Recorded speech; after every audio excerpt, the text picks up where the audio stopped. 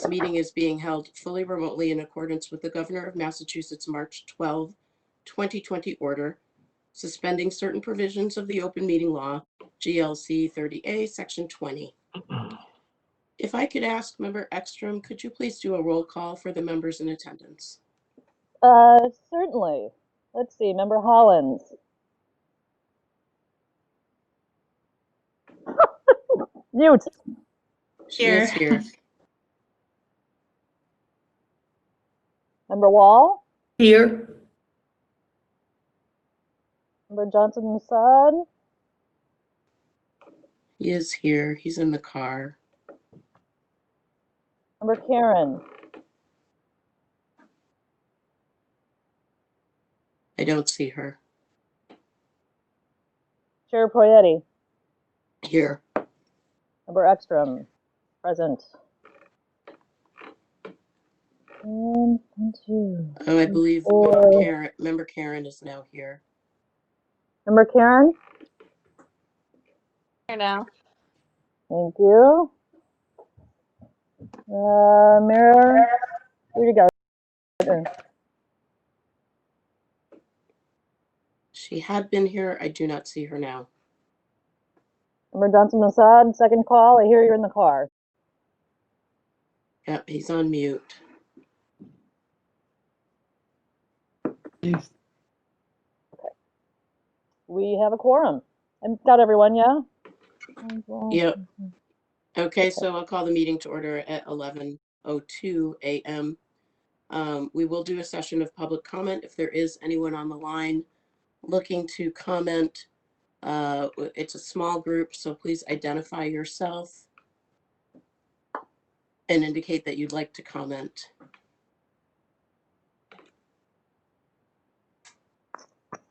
I'm not hearing anyone. Last call for public comment. Okay, so we will move into the agenda, which is a discussion of the decision on in-person learning that was made by the superintendent yesterday. That was Monday, the 14th of December.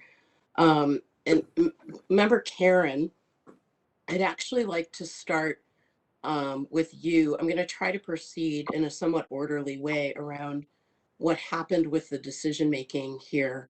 And Member Karen, I'm wondering if you could recap for us just briefly your role on the GREAT team, and then also your role with the joint meeting of public safety, or the Health and Safety Committee and the GEA on Friday. And I know you don't like to be put on the spot, but I think that your input on this is relevant to how we get started.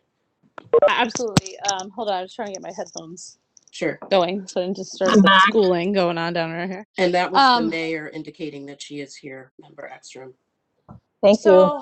I was on the GREAT team, which was the large team. I would think there were 25 of us or more, helping decide what plan we would like to propose to the school committee. So we proposed this plan that we've been working through, which is phased reopenings, really just trying to get our very most vulnerable children in and then working forward from there. Last week we met twice on the joint health and safety team. I think there's a fancy name for it, but I don't remember it at the moment. That's okay. The first conversation was really just talking about facts, that the numbers were going up. Everybody felt pretty confident that we could stay open.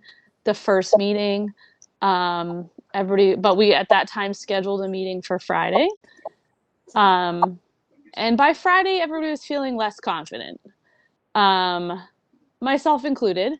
If you look at rapid numbers, they come out pretty quick, but they're not necessarily the same places and the same times.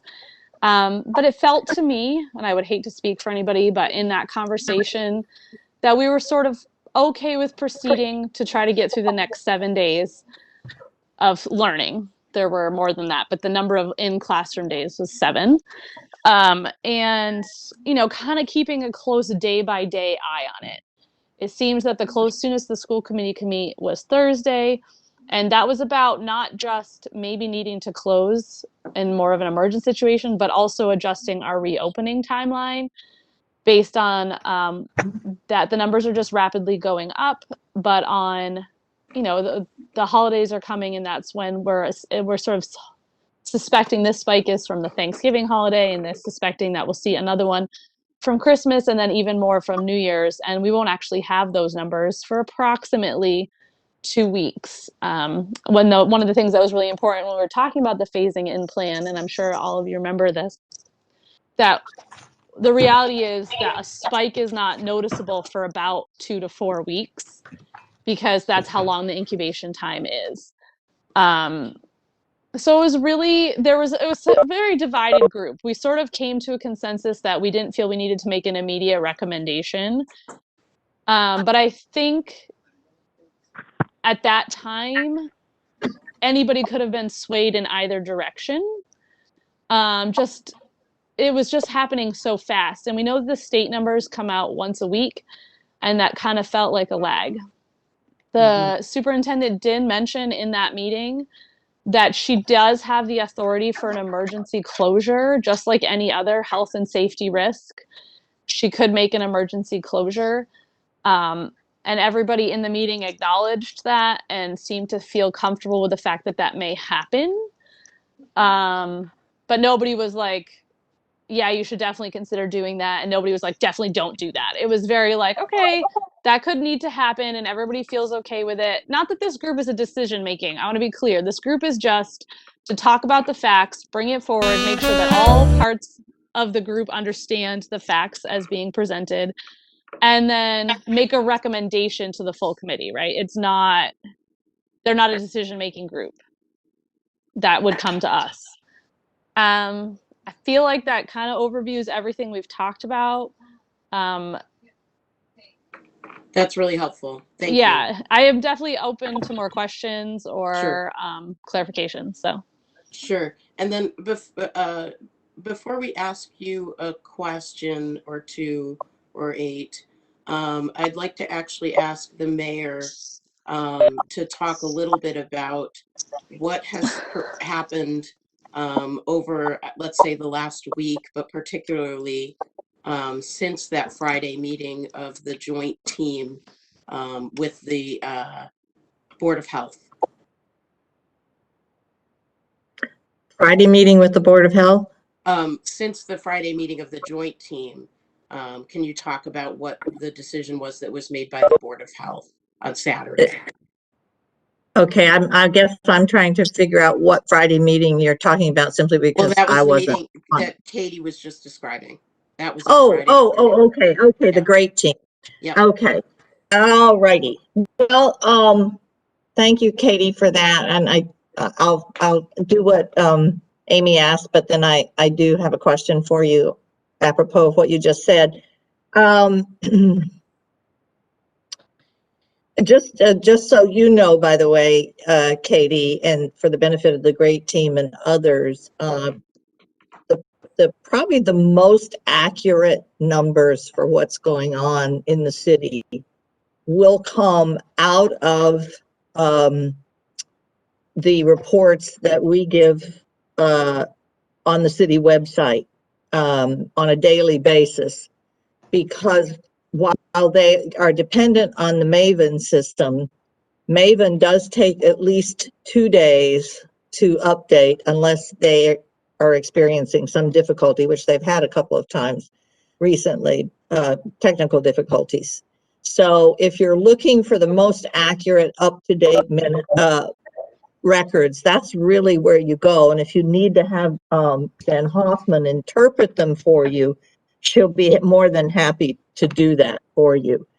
I say that over the state numbers for the simple reason that I don't know why they take a week. I think they probably know before a week. They just have set a timeline when they release numbers. So you're going to get your best numbers going forward from the city. I feel fairly confident in that. That's what we follow. They check Maven daily. They report on it daily. They typically know what's going on behind the scenes that has not hit Maven yet. So as it pertains to the schools, Jen can be your best resource on that.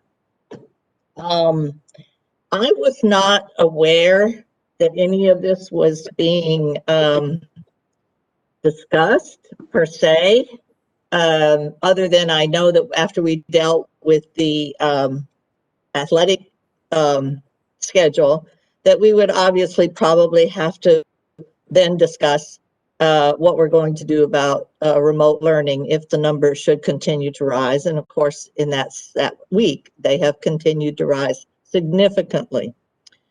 So I was not aware until Jennifer Hoffman called me on Saturday morning that the Board of Health was even meeting on this matter. As I understand it from Jennifer,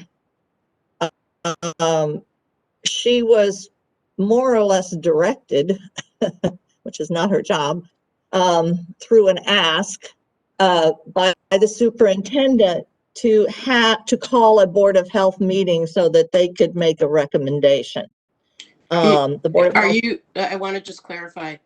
Are you saying that after the meeting on Friday of the joint team, there was a request, or at that meeting, there was a request from the superintendent for the Board of Health to convene? I don't know when that request was made per se. Okay. I don't know. Jennifer, Katie, can you confirm that Jennifer was on the great team meeting or no? It's not actually the great team. The great team was the original team. This is a joint health and safety team. Oh, right. I did see a reference to that. I'm sorry. Yeah, it's from the negotiations and the contract negotiations. This was an agreed upon part that we would meet once cases hit a certain level. Yes, I get it. Also, I did mention in that meeting that the mayor's Facebook page or wherever, I don't remember what exact wording, puts up much more current numbers. Okay. We looked at those, we looked at the state numbers, and we also looked at like this other one on the New York Times. We looked at a bunch of maps. So we didn't try to only use one set of information. Jennifer was not at that meeting on Friday. She was also not at the one on Tuesday. Thank you. Yeah, she was, I don't know if she was invited or not, but she was, I believe she just was unable to make it, but I don't know the answer to that. Yeah, and I don't either. So at some point in time, after that, must have been after that meeting, she was asked by Jordana to have a Board of Health meeting outside of their normal meeting times to help her come to a decision on what to do about closing schools. As far as I know, that's all she was asking. She didn't give her any details. Jennifer said that she would have to discuss with the Board of Health in order to find a meeting time. There was, I think, some urgency in her mind to Jordana's request. So it turned out that there are actually now 3 members of the Board of Health. They are Alyssa Valbona, Kelly Dixon, and Nancy Bershoff, Dr. Nancy Bershoff, who is the chair of the meeting, of the board, rather. Nancy was unable to meet either Thursday or Friday. Apparently, Kelly may have had a conflict. Alyssa was not available one of those days, but she was available other days. So it came to pass that they decided to meet on Saturday morning. They met on, I still am not aware of any of this because I trust my boards and I certainly trust Jennifer, and I assumed that she was acting, she does report directly to me. She was acting out of her sense of duty to her role as interim health director, and also the person who is our go-to person on all things COVID. So, and she has been in that position since we started dealing with this in March of this year. February, March of this year. So they met at 11, I think it was at 10 o'clock. At approximately 11 or a little after, she called me to let me know that the Board of Health had made their recommendation, and that she felt like she knew that she needed to let me know this before sending it to Jordana, because I think she was aware that I really wasn't aware that they were meeting.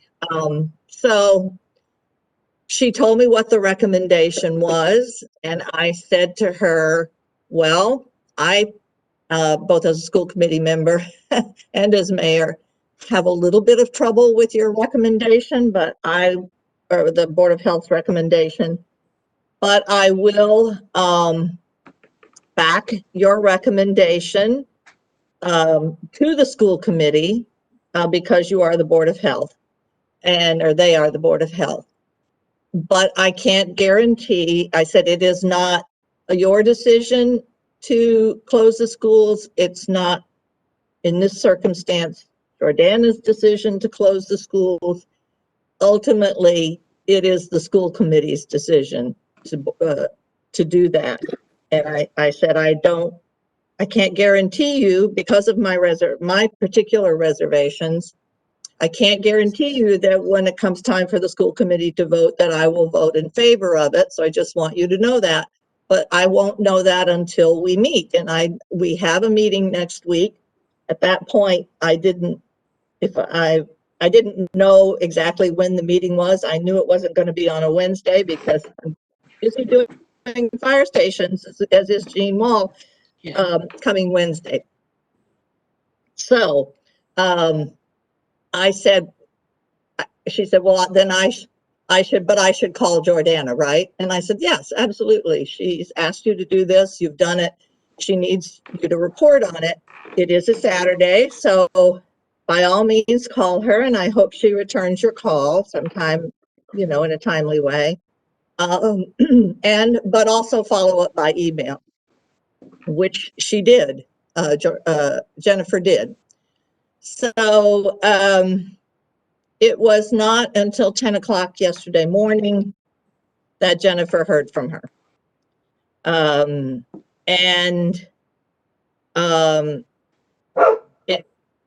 I don't remember exactly what that conversation centered around, other than Jordana wanted her to know that at some point during the day, she would be making a decision and conveying it to the community on school closures. Jennifer has no reason to believe, or had no reason at that time, that Jordana would not consult with the school committee or the chair. So I mean, she just, she's not a player in terms of the school committee isn't, Sure. up on all of that. I think that's she said fine. I think that's probably a good summary, Mayor. Okay, I was just going to address Please. later in the afternoon when she asked Jennifer to sign the letter. If you want me to do that now, yes, I will. Thank you. No, go ahead. That's perfect. So, again, as I say, Jennifer's new to Greenfield municipal structure, and to a certain extent, the politics behind it and the dynamics behind it.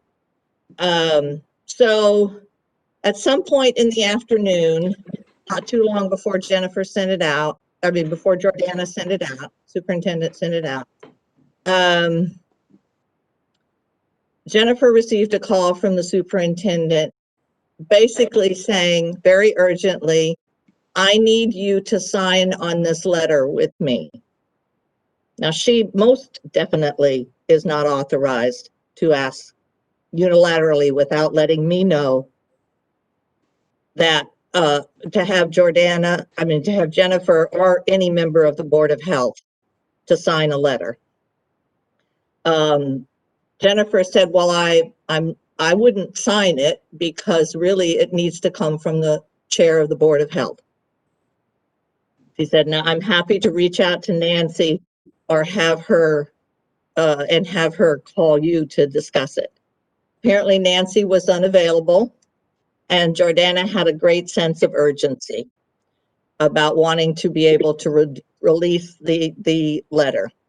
I have now seen the email that circulated asking from Jordana, which I didn't have the benefit yesterday when I spoke, or last night when I spoke to Jennifer, but I've now seen it where she was asking various members of the Board of Health to comment on it.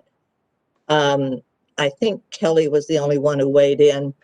But I just want it to be very clear that Jennifer did not want to sign it. To my knowledge, she may never have given authority to Jordana to put her name on it, but I vaguely remember from my 10 p.m. conversation with last night with Jennifer that she finally gave in because Nancy wasn't available.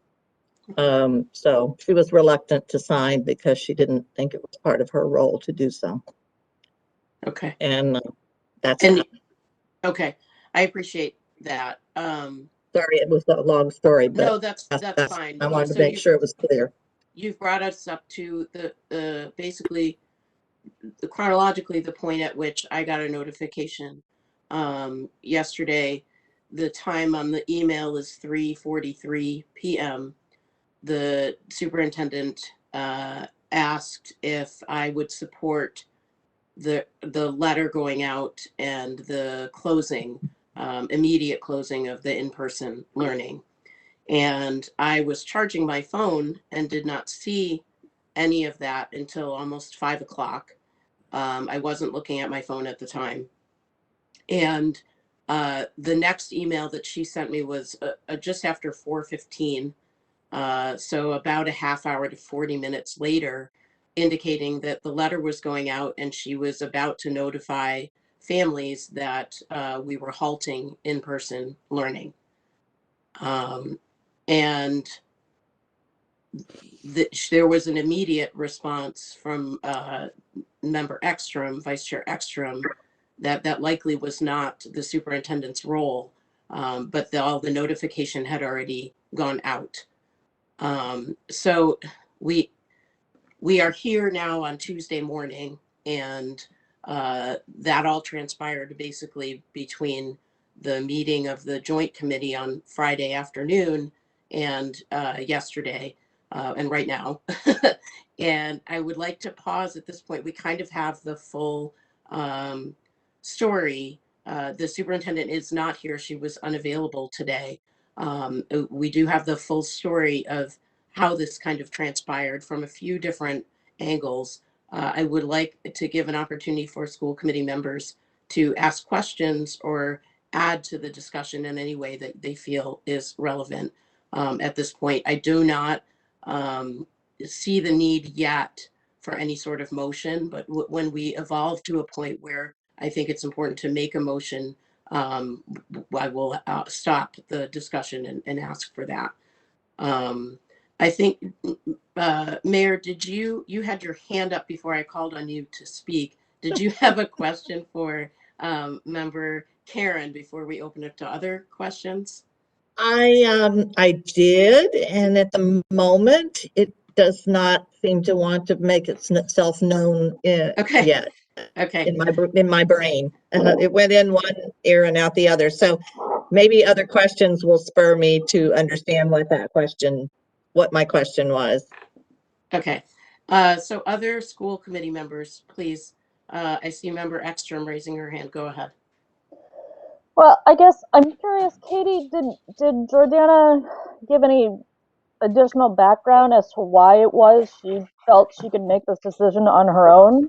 Because I've been in multiple meetings during negotiations with her, and she has been very clear that there is no movement can be made from one phase to another without a meeting of the school committee and the school committee's approval or rendering a decision. And she has said this multiple times. So I'm a little bit surprised to have heard her say, well, I can make this decision independently in case of an emergency. And I guess it's a two-part question. The other question is, if the school committee, if the meeting that was being called for the school committee was presumably to discuss going back to, we're getting rid of in-person learning and everyone returning to remote learning. those are good clarifying questions. Though it sounded to me, and I don't necessarily disagree with the superintendent on this point, and actually, anyway, I'll say what I have to say and then I'll back it up with some evidence. It sounded to me that it's not a move back to phase one. It's a temporary halt while we reevaluate the true state of things at the moment based on significant change in an emergent fashion. I don't think I think that the reason that she felt comfortable making a rapid fire decision, and it's really unfair of me to speak for her, but the way it felt to me at the time was that this was an emergency. And in an emergency case, she would have to make that call, and we would try to meet to back up that call or whatever, but it made more sense to make that call than to make a mistake. Now, yesterday, for information sharing, I believe Member Holland sent out the guidelines on how we base closures. And if you read all the way through them, at first glance, it seems like this was a completely not the right way to go. You know, if you read it, there's a lot of things like the reason to close a school is that there are cases in a school or a suspected large number of cases, on and on and on. But if you read down on that form, it actually says that in case of significant municipal outbreak as determined by the local board of health or DPH, the superintendent and school leaders must consult with the local board of health to determine whether it is appropriate. The part that's missing, and I don't know because she's not here to ask, is that it says you must consult with DESE for further guidance. I don't know how that happened or didn't happen. But to me, the question is, why did she think that if she had the ability to do that? And to me, it felt like she felt that in an emergency situation, she is allowed to make a call like that for any reason, not just a municipal outbreak, but if there was a significant health risk at any building. She makes these calls all the time, and this felt like an extension of that. And that she wasn't moving us back to phase one. And the meeting on Thursday wasn't to pull children out of remote learning into only remote learning. It was just to push back the start date. That was going to be sort of what the recommendation from the Joint Health and Safety Committee was, that we are currently planned to restart phase instruction on January 4th. And we were going to recommend that we actually not start till the 11th, just so we had more time. It wasn't Member Karen? Yeah. Just to clarify, you're talking about when you say the meeting on Thursday. I mean, the meeting sure we were going to hold. That loop. Yes, that it was requested after the conclusion of your meeting, the joint meeting on Friday, that we hold a school committee meeting this week sometime. And on Friday evening around 7 p.m., waiting until Thursday evening of this week, which would be whatever day, the 17th, was an acceptable timeline. Correct. And then somehow yesterday, that acceptable timeline changed. And that's kind of what we're trying to get at, is what exactly happened. And yes, I appreciate it is impossible for us to speak for the superintendent when she is not here. We're just trying to establish what facts are available. Thank you. Did you want to add anything else? Because I interrupted you. I'm sorry to interrupt. This is Glenn. I have 1 minute before I have to go. I just wanted to make. Go ahead. I just wanted to make one comment, which is that it really does sound like at any point in this, the superintendent could have communicated to this school committee that she was asking the Board of Health to meet. We could have attended the meeting, In other words, there has been some, updates for us about the COVID case numbers and so on by email. But then there were a lot of events that happened without an email to us, so that there were a lot of steps taken that we weren't aware of. So I guess that's just a concern that I have hearing this timeline. I appreciate that. I'm sorry that you won't be able to stay with us for the whole meeting. Please come back if you're able to after your appointment. Okay, thank you. Thanks, everybody. Bye-bye. And Katie, I did interrupt you, so if you weren't done, please finish whatever it is you were discussing. I think I said it all. I was starting to ramble a little bit, so thank you. Okay. Sure. Thank you. Other comments and discussion from the school committee? I see Member Hollins and then Mayor Wiedegartner, please. I didn't know any of this background at all. All I knew was, so I appreciate the clarification. I'm not comfortable talking about why the superintendent did anything. I think that's up for the superintendent, but I am comfortable talking about what I did when I first got this. And I just want to mention the superintendent sent all of us a long record explaining what she did and why she did it. So that's a record, I think, about calling the school off. But what I did is I haven't been following this closely because everyone else in the whole world is following this. But I'm just confused that we're flip-flopping a little bit on who closes the schools. At our last meeting, a fact is we talked about sports for this season, winter season, and I made the motion that absent some state guideline, because we have to follow state guidelines, rulings, that we would go ahead leaving the decision to the superintendent following whatever superintendent guidelines there are. And the superintendent, I recall at our meeting, didn't feel comfortable with that and wanted the decisions to come back to the school committee. So the motion was changed by the chair that if there was going to be a change, it would come back to the school committee. So the whole situation confuses me because we just had a meeting where I think based on the superintendent's concerns that these decisions would come back to the school committee. But secondly, I'm also unclear how many full-time nurses, how many school nurses we currently employ, and how many children are in each of the schools. I was under the impression that all of our nurses are still employed and that we have a very small number of students in each school, that this is just, that what's going on is the very neediest students who cannot learn on their own are the first in, and it may be as small as less than 10 students in a school. So what I did, I'd just like to go to source documents. I did go to the state to just check that, yes, the governor, I figured out the law that he can do an emergency, something, close the school. And I looked up on the DESE website, the specific guidelines for school closure, the protocol, which I hadn't looked up before, to be honest. And it seemed pretty clear to me that the guideline for everybody in the state is that whether or not you're going to close the school once you have students in it is based on the school nurse advising whether or not it is likely that having the children in school will contribute to transmission.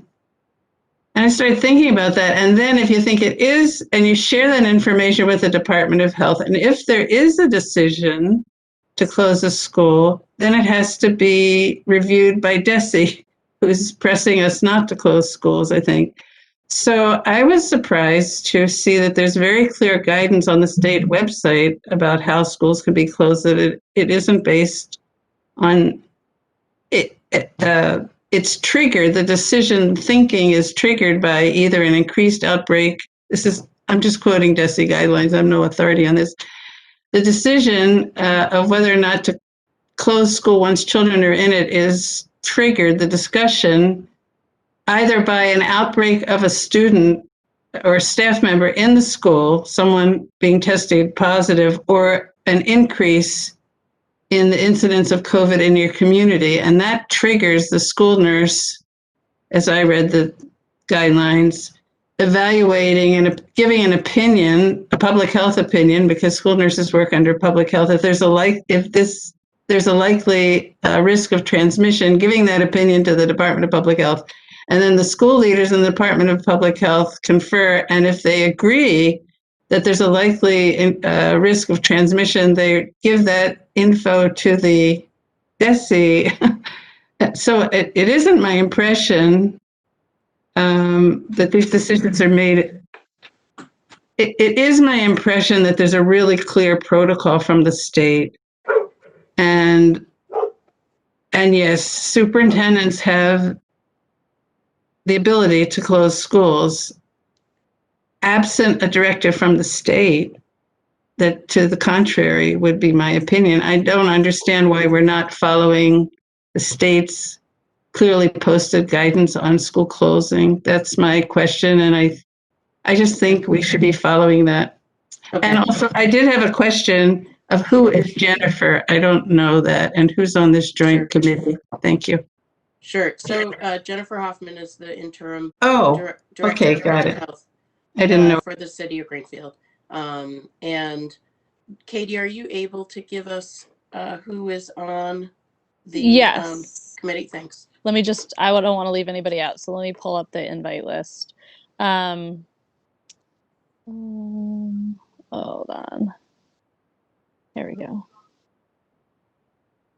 It is, oh, that's not what I want to do. There's Garrett, I believe his last name is O'Brien, is invited to these meetings. Janet Dickinson is invited to the meetings. Jennifer Hoffman, Jennifer Schott, she is our physician contact. Karen Patnode, Melanie Goodwin, Michael Sustick, and the superintendent. And most important, not most importantly, but right at the top of that list is Pam Owen, our Thank lead you. nurse. Yes, I was waiting for that name. Pam Yeah, Owen is she was the one lead who nurse. sent the list, so Yeah. she was not on the list because she sent it. But yes, she is there. Jennifer Schott attended the meeting? Yes, she did. And she is the superintendent in an email referenced her as our school physician. I believe that is her title. Yes. But she doesn't, is she employed, do you know if she's employed full-time by the district? I should know that, and I don't think that she is. I do not believe that she is. It's more of The stipend. a stipend, and she does work for us like this, like Okay. consulting on these types of things, or if the lead nurse needs consultation, that's who she contacts. Okay, thank you. Other questions, discussion? Member Ekstrom, go ahead. Just to clarify the members of the Joint Labor Management Safety Committee, this was a group that came out of negotiations with the GEA and MTA, or the MTA advising the GEA. And the GEA brought it to us and was an easy yes for us. I mean, it seems like a no-brainer, but so that everyone's aware of who is to be on this team, the parties shall form a joint labor management safety committee composed of a school committee member, the superintendent, the school physician, one a unit A and one C member, the district nurse leader, and the Greenfield Board of Health director to meet as needed basis to review current COVID information through the lens of student and staff safety in conducting in-person learning, and aim to identify indicators of community transmission and distinguish such phenomena from clusters. Incidents that are contained in special population is key. Then any cluster of COVID-19 in GPS community, Greenfield or Franklin County have more than 8 new cases per 100,000 over a 14-day period. Any proposed changes between learning models / phases. The JLMSC shall advise the school committee on health and safety concerns and whether to transition to full remote phase. So this is the reason that the Joint Labor Management Safety Committee exists. God, I'm having a hard time talking. But also, Amy, was there anyone else at the meeting other than those listed? You mean Katie? Yes. Sorry, Katie. Paul DeMarco was in attendance at both of those meetings. Okay. So I want to make it clear that we and while this may seem like a indirect line, during negotiations, we made it clear that there would not be a member of the MTA at any of those meetings. And Okay. so I want to make that clear, and there is sort of an immediate line for me based on that. Okay. But Member Hollins, you had asked who it was on the team, and so I wanted to give you that information. Yeah. And I think that piece is kind of, we have to set that aside for now. That's not part of I this. understand.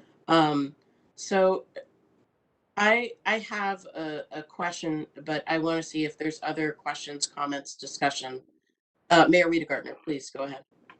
No, I did remember my question to Katie, and I think, well, I'm actually not sure that Pat has gotten a clear answer, and intendant is not on this meeting, but I'm curious, Katie, as to why she thought it was necessary to make a 3-day closure basically, 3 days from today is whatever it is. I don't know if it takes us through Friday even. Why she thought that versus waiting for the school committee to meet, understanding that we would meet I think and that's why we're here. Yeah. yeah, Something changed because so she was something okay changed.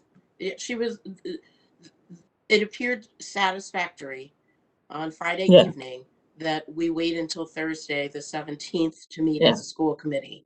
Something changed. I don't have any indication.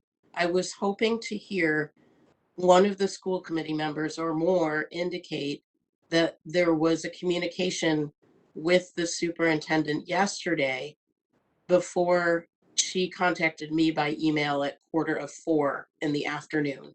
Did anyone speak with her about anything related to this decision yesterday? It's important for me to say that one of those school committee members myself was not, where she's involving our Board of Health and our health director.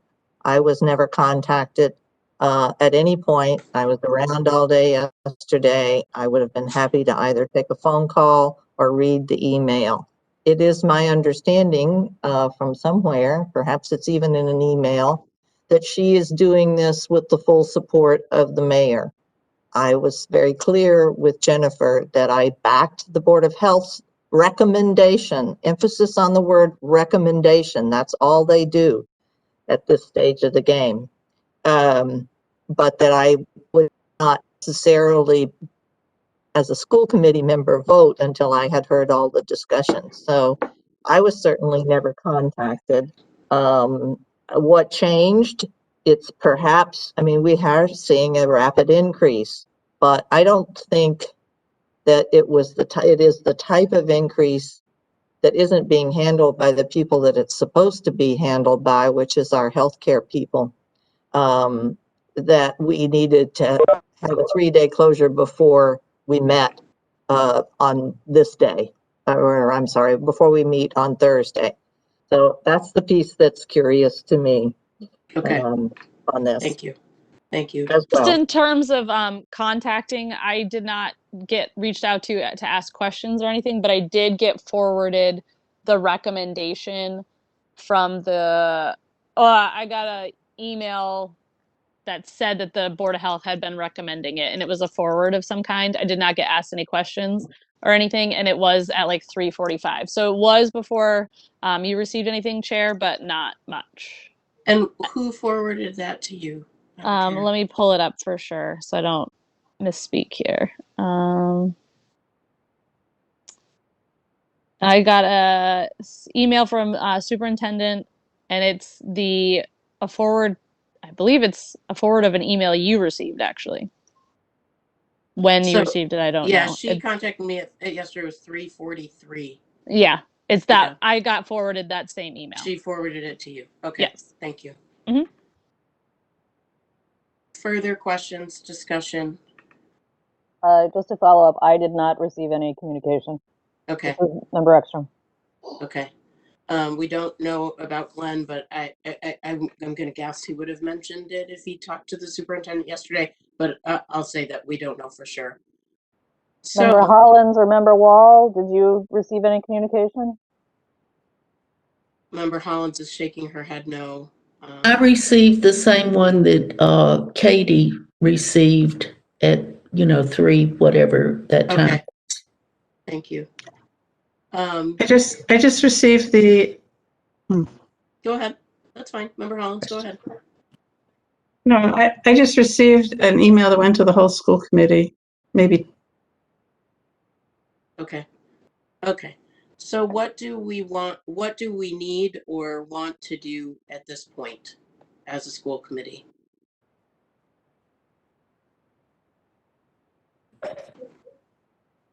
Member Hollins, go ahead. I still would appreciate, if it's not irrelevant, understanding how many children we're talking about. Sure. I think the notice You went did out to the ask about entire that. school district.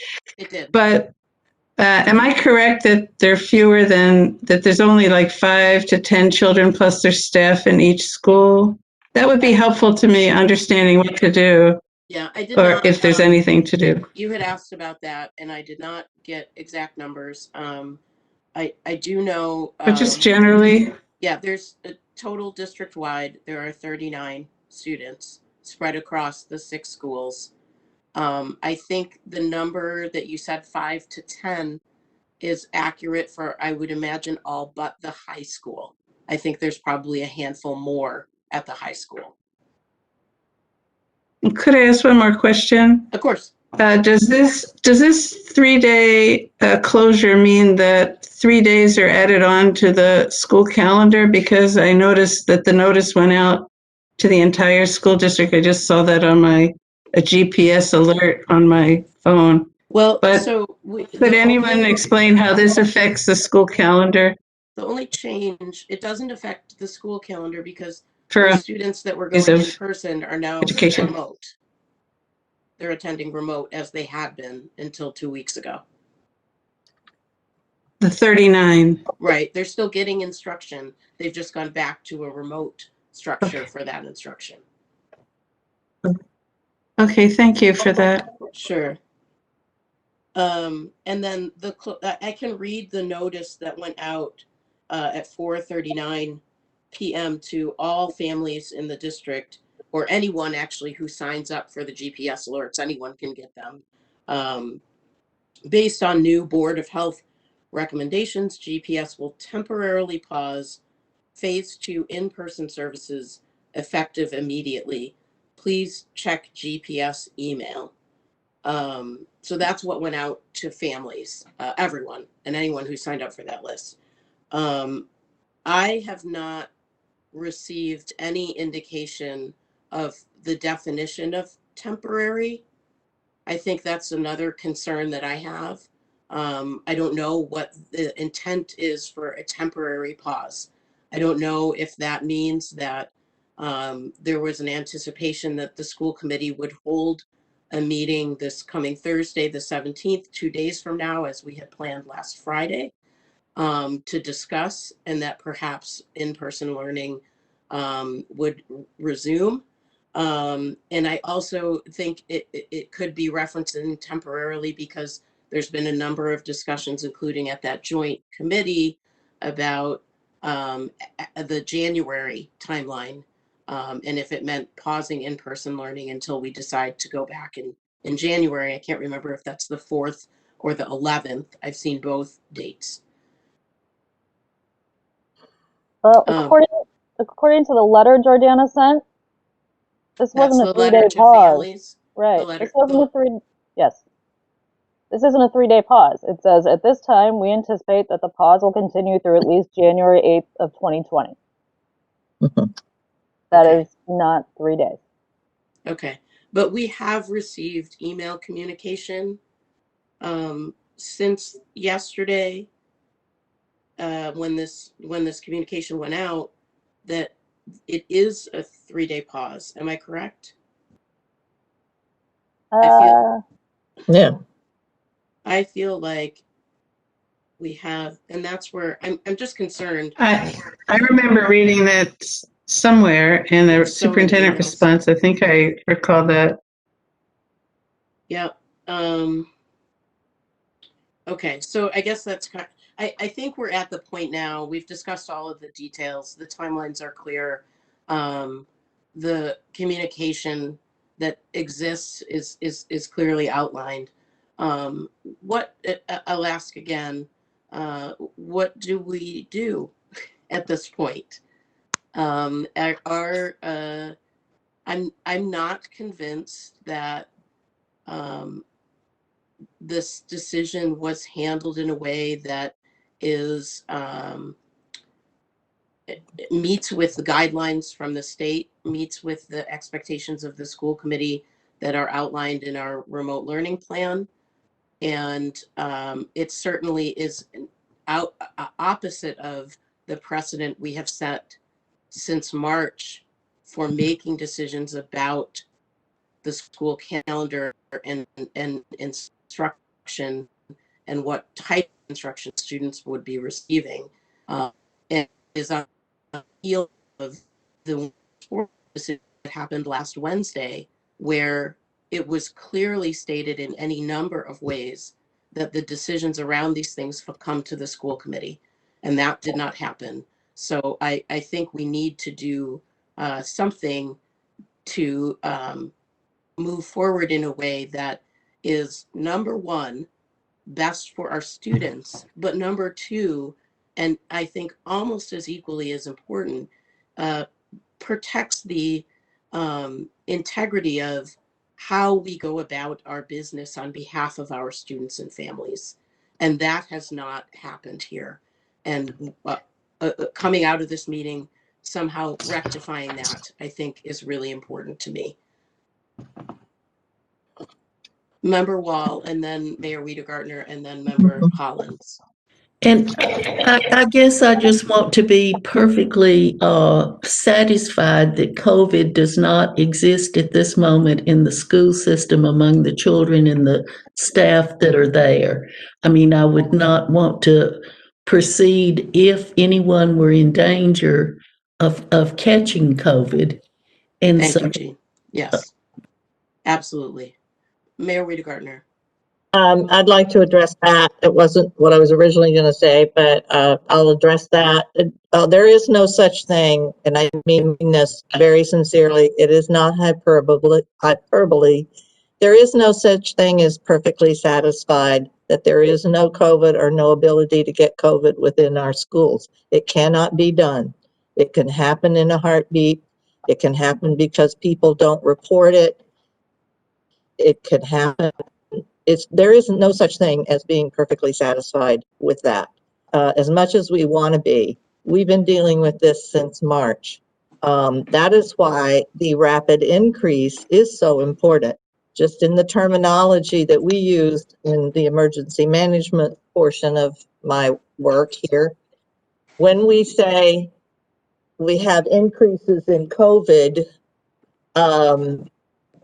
that can mean we have them in special populations. It could be nursing homes. It could be certain church groups that don't abide by the rules, and so forth. When we say it is in the community, those aren't idle words. That means that now it is being spread throughout the community in ways that you don't really know. People have said, I abide, I wear my mask, I only go out if I have to, I don't do this, I don't do that, and still they get COVID. So I can't use that as a standard, and I'm perfectly satisfied that. I'm hoping we won't. What I wanted to say was I agree with Amy, and 100% that I think we have to make a decision today. The decision that we have to make is whether to totally override the superintendent's letter, in which case now we've created a situation of chaos for our parents and our students, because they don't know which way to go. I will say that that is not our doing. That is the doing of the superintendent for having made the decision that she made fairly unilaterally. Because even though we have the DESE guidelines and there is a policy of sorts that states that the superintendent can make emergency closures, it's probably unwritten, but understood in that statement that superintendents generally don't do that without some consultation and waiting for consultation, especially in these days when everybody it's difficult to reach people. But it's done in consultation with the school committee. So I think we definitely have to protect the integrity of the school committee and their ability, and as Amy says, practice of what we've been doing since March. A question, Mayor? Is that Katie asking the Yes, question? it is. Oh, okay. For me, in my decision of what to do next, it's really important to me about the Board of Health recommendation and where it's coming from. And I don't feel like I have a lot of information about why they made that recommendation. Do you have any more information you could give? I know you didn't help make that recommendation, Yeah. but as far as we know at the moment, we do not have any cases in schools. I mean, we'll never know all the time, but No. you know, like those simple kind of questions are lingering in my mind before I decide what to do next. I think it has to do with their knowledge, and particularly Jennifer's knowledge of the ongoing and now daily increase. For weeks, months, we would go for days without any increase. As of about 2.5 to 3 weeks ago, we have seen increases daily. And we know, and by the way, I do want to stress this. We are on our first day of testing. We are doing a citywide two-day event today and tomorrow. We have 600 people being tested today. We have 600 people tomorrow. We will follow along very shortly thereafter with the state's program because we have been designated a site. So when I say fairly shortly thereafter, they want to have it up and running by the end of this month. You are going to see increased cases. When you test, you increase. That's just the way it is. That's a good thing because now we know who they are, who they've been in contact with, and so forth and so on. So that's not despite what the current president of the United States says, that is not a bad thing. But it can be an alarming thing because I think we're going to see increases. So Sure. to answer your question, I think what happened was a combination of their knowledge of the increases, and Jennifer did share with me that they had a concern about the particular population that will be in remote learning. That concern, I think, came from... Not remote learning, but in-person learning. I'm sorry, Yeah. in-person learning. Sorry about that. As not always able to be compliant. And when I say compliant, I mean with masks, Sure. with, they have certain physical issues that cause a lot of fluids and cognitive issues that causes them not to fully understand a whole lot. We know a whole lot of things. And it was their concern. They were trying to respond to that concern for the teachers. I don't know if that came from Jordana or if there was somebody representing teachers and aides that expressed that specific concern about the population. That point did come Curious. up. That point did come Okay. up in our joint meeting that, this particular population is at risk for non-compliance, but not even that. They're also just often have medical needs that make them more at risk for being seriously ill. Yeah.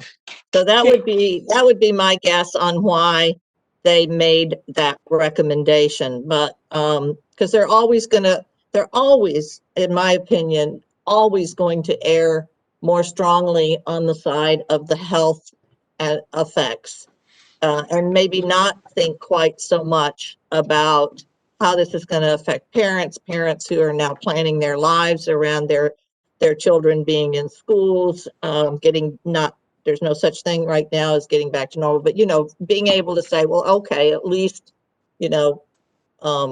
John or Sally or whoever is going to be in school for a certain amount of time, and I can either resume work for those hours or I can take a much needed break, et cetera, et cetera.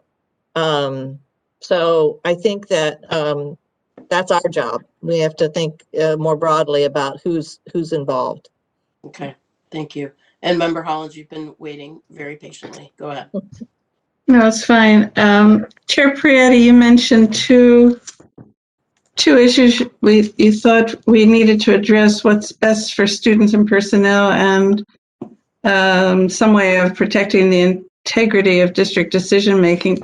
But for me, there's a third one. Please. It seems to me that the issue is really confused of what's the protocol, what's the role of our nurses, the superintendent, the state. So I think I can make a motion about the third issue is the confusion going forward, if you like. Please. So I'd like to move that in order to alleviate confusion and assure collaboration and thoughtful decision-making by Greenfield committees addressing COVID, that the DESE protocol for school closing be shared with the Joint Committee, the school health personnel, and the Board of Health, and that we assure all communications be as clear and non-alarmist as possible. That's our motion. Do we have a second? What was it? Sure, I'll second. Was that was member Ekstrom. Ekstrom, I believe? Yep. And Susan Farber, And do you have the motion? I'll send it. I just wanted to say that my reason for this is I think starting now, we really need to make sure everybody's got the clear state guidance on what to do. Sure. Do you have it written somewhere that you can actually send it to Susan Farber? I want to do that right now. Okay. Thank you very much. Let's have a discussion. Member Ekstrom, please. I wonder if we need to add something along the lines, or if there should be another motion that states that any changes in teaching style must be approved or reviewed by the school committee. Because what we're talking about is essentially there was a recommendation made, and the recommendation was acted upon by a single person, as opposed to the full committee who could have taken under guidance. And I don't know that we would have made any decision differently. However, we don't have the full information in front of us, and this is a single person having made this decision. And so I think maybe that's more so at the heart of this. A recommendation was made and a decision made by a single person, as opposed to the full committee's discussion and review. I can't imagine in any way, shape, or form that anyone in the committee would want to endanger anyone's health or well-being. But there are multiple parameters which we spoke about that would measure that. Now, had we made the decision, if we don't have any COVID positive in the schools, which we did have I will remind everyone, we did have a teacher that was positive, that was teaching in her room by herself, had no contact with other people. So yes, that case could be made. And with numbers rising, and I realize that DESE has said you need to have X number of cases, or there needs to be cases within your classrooms or in your district. However, given all of the information, it seems to me that it would be likely that the school committee as a whole would have said, yes, we need to return to virtual teaching only. But that was taken out of our hands by a singular person. So, okay. And just wanting to follow up, did someone say next 3 days? Yes, the email that the superintendent sent to me and the rest of the school committee was addressed to me. It said, to clarify, my decision pertains to the next 3 days only and is only a temporary clause until the school committee convenes, which is not how I read that letter, personally. Well, and no dates were discussed with anyone before we received that communication from her. That is true. Before everyone received that communication. Right. So I want to see Member Hollins, if there's anyone else. Go ahead, Member Hollins. I just want to say, I thought I sent this to Susan Farber, but it may have gone to more people than that, and I quickly wrote it without editing, but. That's okay. Okay. Member Wall, you have your microphone off mute. Were you interested in speaking? Okay. Anyone else? So we do have a motion on the table, and I think it makes sense to have that, since there's no further discussion, have that read back to us and see if we want to, how we would like to act on it. Susan Farber, go ahead. Yes.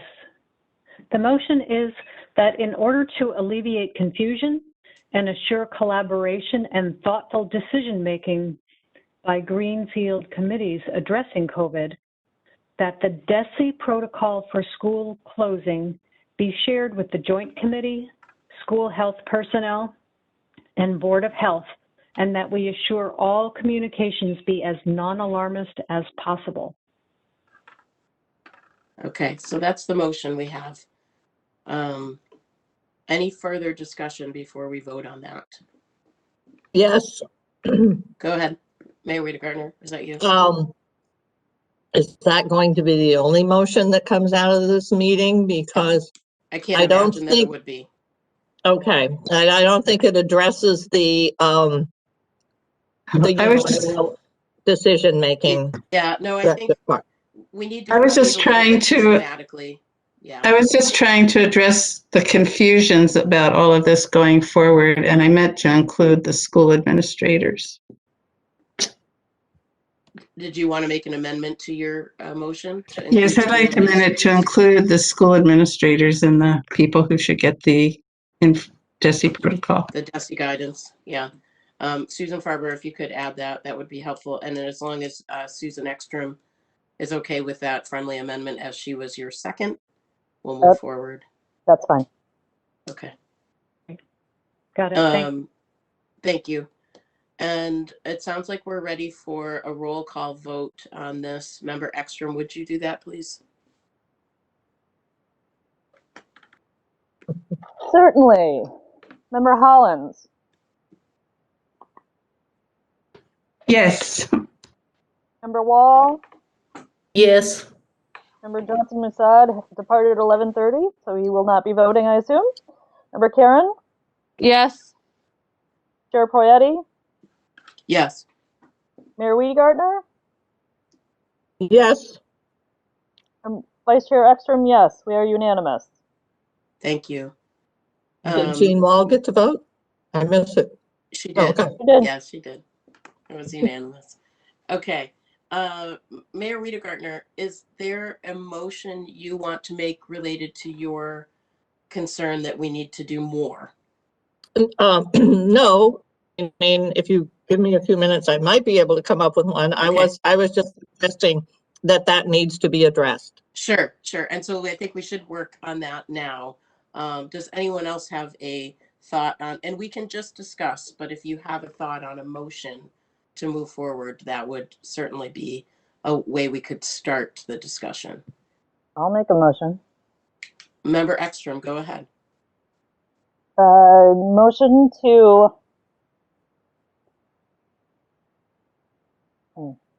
motion that the school committee be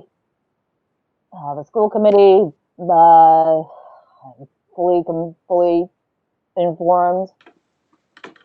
All recommendations for phase changes in the plan or alterations to the plan must be approved by the school committee. Okay. What do we think of that? The motion is all recommendations of changes to our COVID, what did we call it? The remote learning plan? Is that a better thing? Yeah. To the remote learning plan be, did you say approved by the school committee? Yes. Susan Farber, do you have what you need? Does that make sense? It also said, and alterations to the plan. Does that make sense? Does it get at what we're trying to? I think and alterations to the plan is probably bigger than what we want to chew on right now. Only because there was the great team was, and there was a larger group of people that created that plan. Right. I was just restating what Susan Ekstrom said. Thank you. It's kind of a motion that's in progress, so I appreciate that. And did it get a second? Not yet. No. Okay. Still trying to decide if that's what it should be. Well, that's okay, because we can start with that, and if that's not what it's going to be, we can amend it. This is Susan Farber. Can I read back now what I have? Please, go ahead. Okay. The motion is that all recommendations of changes to the remote learning plan be approved by the school committee. Thank you. I'll second that. And I think it's must be approved by the school committee. Okay, thank you. I'm sorry, who seconded that, please? That was Member Hollins, I will second. and that was the Oh. mayor. So you can take your pick. That's fine. Mary can second It it. would help if we remember Member Johnson Massad's advice that if you, for these remote meetings, if you second, that you state your name along with the Yes. second. Thank you. Thanks for helping me keep track. Thank you. I mean, my intention is that the superintendent not make this decision, any decision on her own or their I own. hear that. Here's my concern is I don't know that the motion clearly addresses what actually happened, which was the superintendent doing an emergency closure, and it appears believing that she was acting within her authority. And I think we need to address the emergency closure piece of this somehow, either in a separate motion or with an amendment to this motion. It could be a different motion. It doesn't matter to me. Right, and that's fine. We can always throw a motion out. And maybe we need to address it. Maybe it's separately and separate enough that we need a third motion later. I'm not sure. Member Hollins, go ahead. I think we can't change the fact that a superintendent has authority to close schools in, for weather or for some emergency reason, the roof falls in, there's a fire. But I'm not clear if with state posted COVID guidelines on school closing, if that, how that weighs in with the superintendent's authority. I'm not clear on that. I would think in this situation, it would require us to follow the state guidelines, but I'm not sure. It's a legal question, really. Maybe that's helpful to be clear on that. Motion. Maybe our motion should be more about following state guidelines for any school closure. Particularly related to COVID. Member Ekstrom, your thoughts on that? Either getting rid of that motion and starting new with, I move that during the COVID response of the district, we follow state guidelines for school closures or for in-person learning closures, cancellations, what have you. So I do have some And that's the motion. What? I have some reservations about adding that or altering it to reflect state recommendations or directives because, and as has been pointed out to me multiple times, the state doesn't necessarily put into action what they are telling us to do, and so the format in which they ask for or tell us to do things isn't really a practical application. That's a really good point, because we also, in terms of our own integrity, want to make sure that we are following our precedent, and we are cognizant of the fact that we've had to take an infinite number of steps without state guidance or support that was relevant during this pandemic response. So I do appreciate that. So let's stay with the motion that we have on the table. Susan Farber, would you read that to us again? Yeah, go ahead. Yes, thank you. And I do have concerns about the current reading, the current wording, if I may, because it says that recommendations of changes must be approved. But I think what's meant is that the actual changes. Yeah. Okay. There are other boards and bodies that would make recommendations, for example. Sure. Right. If you could read it to us, we'll try to fix it.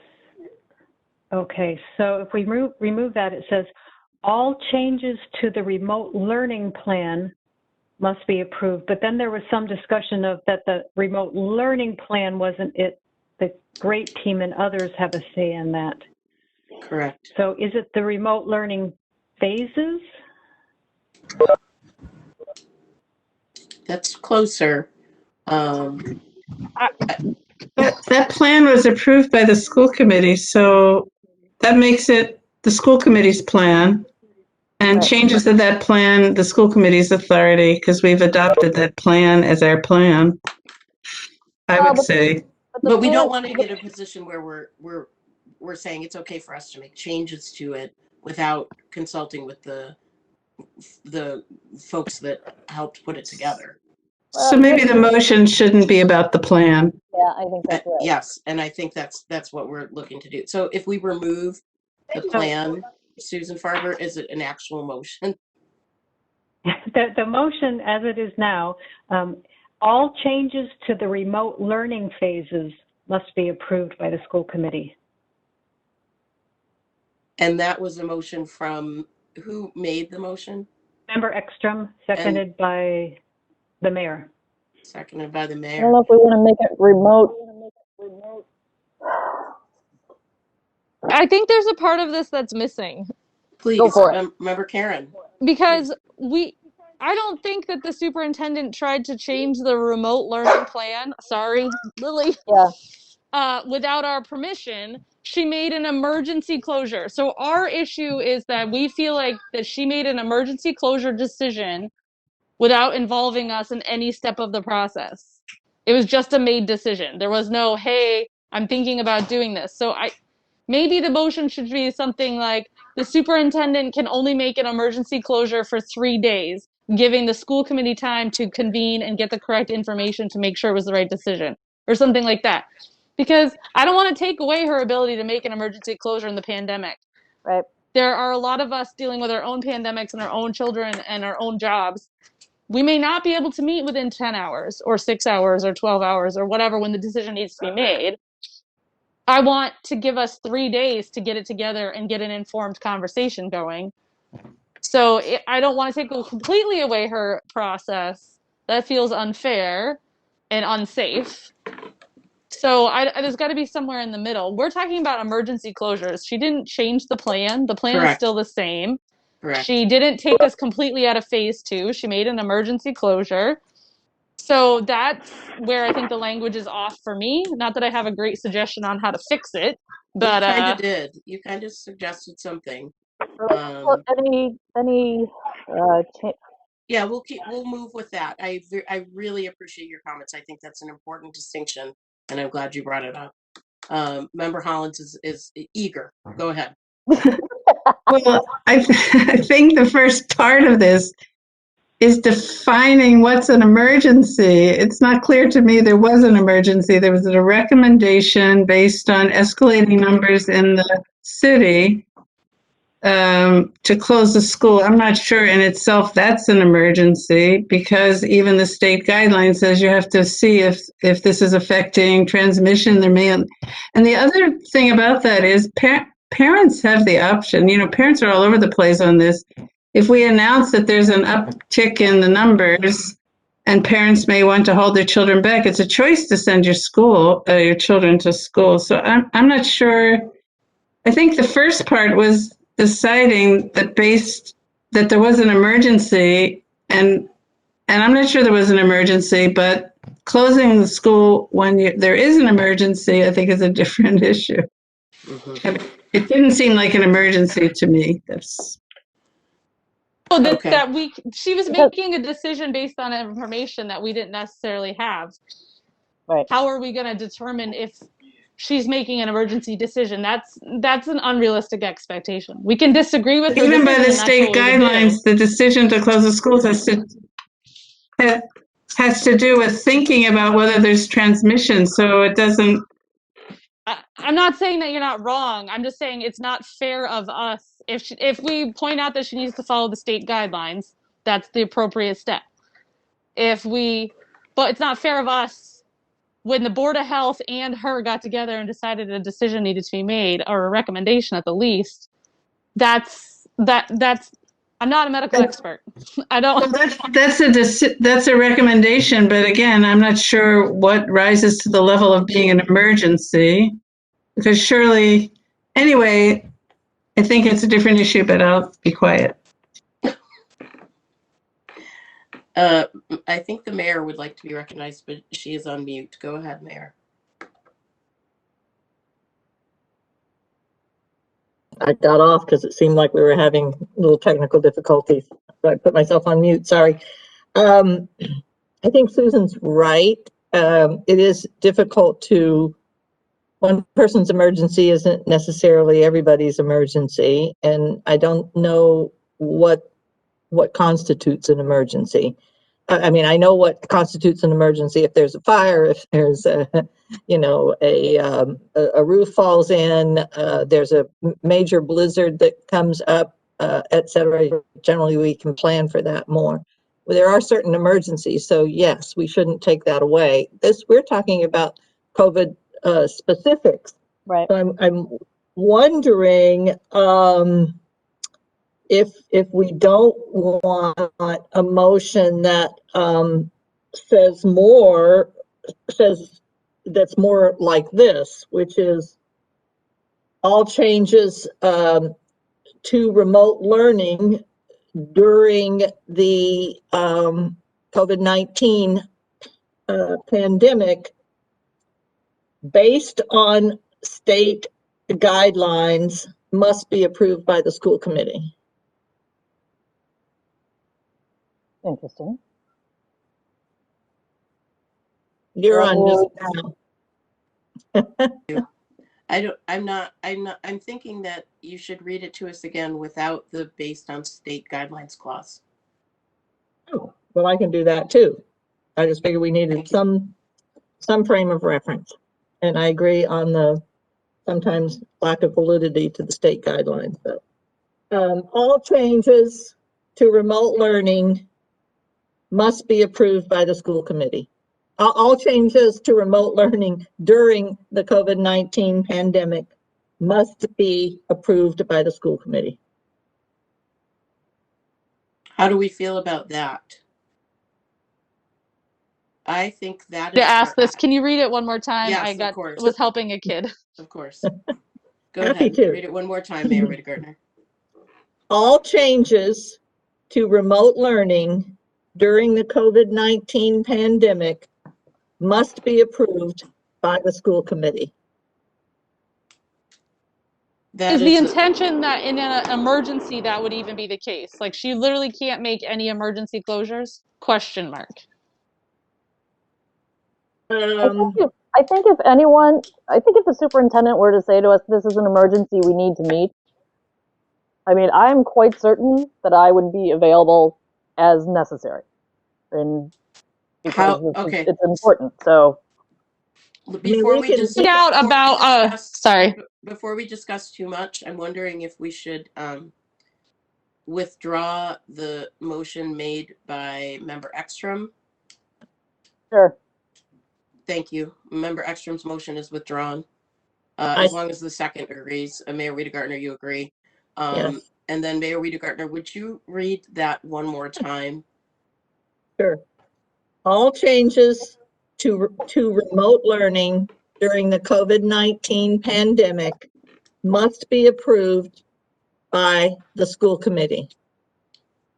And would you feel comfortable at this point making that motion? I would. I would also suggest that we might be able to either strengthen it or clarify it, although I think it's declarative as it is, but it's a good starting point. But yeah, would be to add maybe something in there by the school committee and in consultation with the superintendent or something. So yes, I can make that motion for the purposes of discussion. Okay, so that motion's been made by Mayor Rittigartner. Is there a second? Second, Jean. From Member Wall. Thank you both. And let's discuss. So the first discussion point was actually the mayor saying, and maybe we add, and this in consultation with the superintendent. And And do we feel like we want to add that? Would anyone want to make that friendly amendment? I certainly would. I don't usually jump in, but I would say I certainly would. Well, don't you think that that's our responsibility as a school committee member to use Member Holland's excellent research ability in making our decision on changing the COVID rules? I mean, I think that we can't legislate every single thing that could possibly happen, but it's our responsibility to try to think of everything when we're making the decision to close the schools. And we happen to have someone who does excellent research and keeps us all cognizant of what's happening. So I don't have a problem in taking the responsibility for helping make that decision. Member Hollins, go ahead. Well, my first thought was whether or not this motion removes from the superintendent the ability to act according to our guidelines in an emergency. But my second thought was this doesn't preclude a superintendent contacting the chair of the school committee saying the roof the roof in a COVID school just fell in, or somebody had this horrible something, and that still is in consultation with the school committee. So I just want to tell you, I don't have a problem with the motion. I think it keeps the superintendent's options open. I like the motion. Thank you. It could be further clarified by, approved by the chair or school committee in consultation. Well, I liked your motion because after I thought about it, it's broad enough that it does allow consulting with the chair. Yeah. Yep. I thought. And it does not prevent acting on an emergency closure. Mm-mm.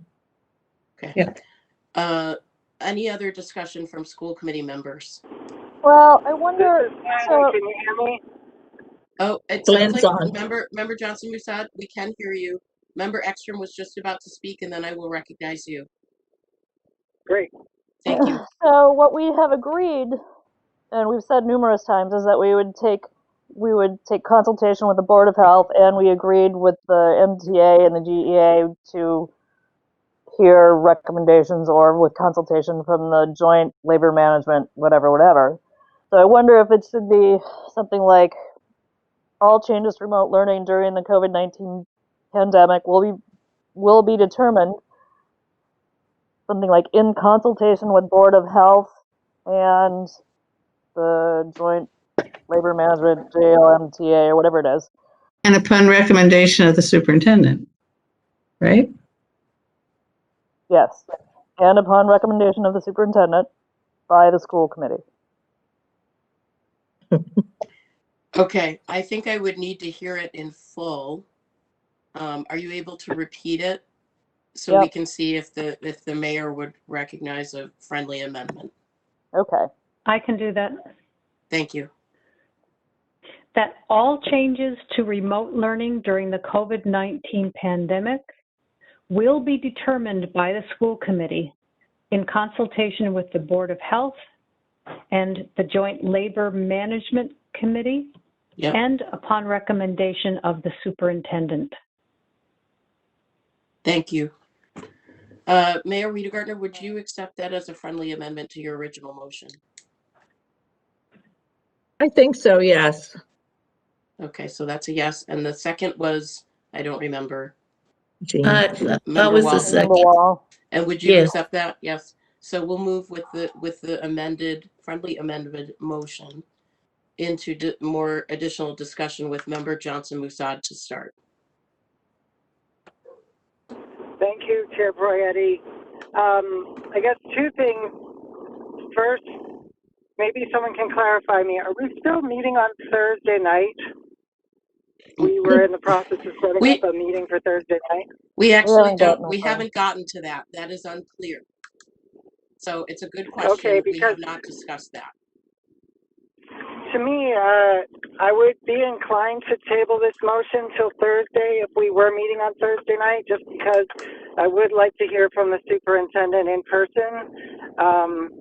And second, I think I understand the intent of the motion, but I think that the way that it is phrased kind of sounds like a change to a change to the brand of hand sanitizer we use could conceivably be, included under this. It kind of says all changes, so I think we have to be clear about what types of changes we're talking about, whether or not the schools are open. I don't know what other changes we might be wanting to have. I see. So you would want to clarify that we're specifically talking about changes to in-person instruction? I guess changes to how instruction is delivered, maybe. Okay. I don't exactly have the language yet. I think that Okay. if we take, personally, I don't necessarily see a need to vote on this today. It doesn't to me sound like an emergency, like a roof is caved in and we have to vote on it, or we're not going to be able to get the roof covered in time or something like that. Okay. To me, this does sound like something that could wait a few days for us to vote on. Okay, and I'm going to say, I'm going to jump in and when I usually would not, and say, I think I disagree with that pretty strongly. We had the superintendent make a decision without consulting with the school committee, and I'm not certain that that decision was in the best interest of our students who were learning in person until yesterday. And I think that if we wait until Thursday, we're not addressing what I believe is the most problematic piece of this decision. Which is that she did it without consulting the school committee? The protocol for, yes, the protocol for making these decisions was not followed. Exactly. And I think that I think it came up even in our athletics discussion. There are often, I imagine, between school committees and superintendents, questions about where that line is about who has the authority and when they should be making those calls. But unless we are actually voting on reopening this program between now and Thursday night, I don't see a need to vote on this during emergency session. I do see that there may be a need to clarify the committee's desires in terms of where that line is, but I don't see it as an emergency, and I would be more comfortable voting on it if I had a chance to hear from the superintendent in person. Okay. And I would actually like to come out of this meeting having a motion that says we're going to put those kids back in school. I'll tell you that very clearly. That's a different matter. I think if that were the motion on the table, I wouldn't be suggesting moving it to Thursday. Right. And what you missed when you weren't with us is that we're proceeding in a very measured way through a number of motions. And this is, I think, the third that we've made to move forward with how we're going to respond to the emergency closure decision yesterday. So I don't think our work is done yet. And I know that you missed it, and I recognize that. So I want to see if we can move through this motion and it to a point where we could actually make a vote today. I'm going to recognize Mayor Reed Gardner. Yes, I fairly strongly disagree with that as well. With respect to Member Johnson-Musad, he did miss quite a bit of the discussion and how we came to this motion. So he's correct. It would be nice to be able to hear from the superintendent. She certainly had a choice to be here and chose differently based on whatever needs she had at the time. But I think it's important that this body address this at this meeting. Okay. Other comments, questions, discussion? Madam Chair, may I be recognized, please? I don't know who you are, but absolutely not. Only the school committee discusses during this portion of the meeting. Thank you. I'd like to move that we table this motion till Thursday night. There's a motion on the floor. Yeah, we're voting on the motion that's already on the floor. It seems like it would be helpful for Susan Farber to repeat the motion to us.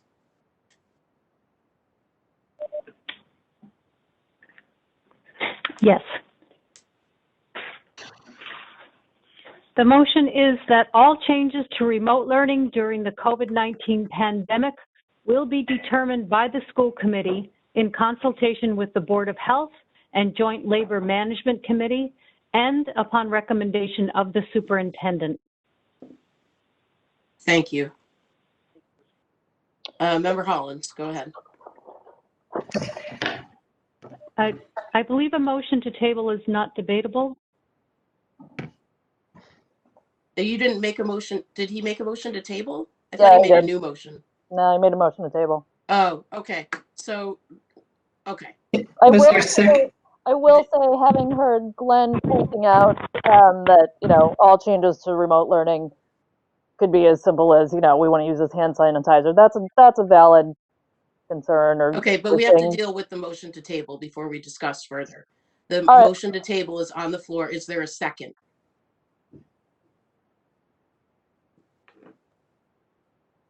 I'm not hearing a second. I'll go one more time. Is there a second to that motion? Okay, so we'll move forward with discussing the motion that is on the table. Member Ekstrom, why don't you go ahead with your original thought? I think Glenn pointing out that to remote learning is a little bit too broad, and we are really talking about the delivery, and that was part of what I was struggling with. It's not the to the delivery of remote learning or all changes to the delivery of education during the COVID-19 pandemic. I don't know. It's delivery of instruction, mode of instruction. That could be. Member Hollins, you're the wordsmith. What do you think about that? I need to hear it again. I'm lost in thought. All changes to the delivery of learning during the COVID-19 pandemic must be approved by blah, blah, blah, or will be determined by. I think it's too broad. Delivery of learning could be how the teacher is teaching. I think what was before that, which was pretty specific to in-person learning, which gets at the issue of school closures, was better than delivery of instruction, which can include lots of things. So, Member Ekstrom, would you agree that it's really about in-person learning? Yes. Okay. And does that make the motion too narrow if we were to add that at the beginning? Probably. Susan Farber, could you try to read it for us with that caveat at the beginning? I'm asking you a lot of you today. I'm so sorry. That's fine. I'm not sure what has been substituted. It has been suggested that delivery of instruction, and then that was pushed off. Yes.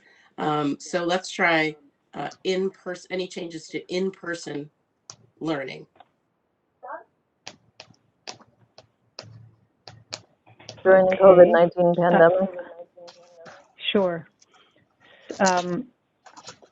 So it would read right now that all changes to in-person learning during the COVID-19 pandemic, and that's all changes to in-person learning during the COVID-19 pandemic will be determined by the school committee in consultation with the Board of Health and Joint Labor Management Committee and upon recommendation of the superintendent. Thank you.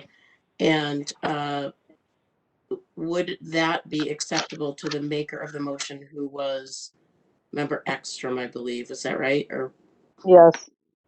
Well, me originally. Oh, sorry. Sorry, Mayor Wiedegartner, is that an acceptable, friendly amendment to your motion?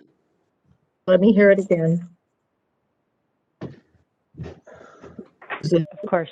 Sorry. All changes to in-person learning during the COVID-19 pandemic will be determined by the school committee in consultation with the Board of Health and Joint Labor Management Committee and upon recommendation of the superintendent.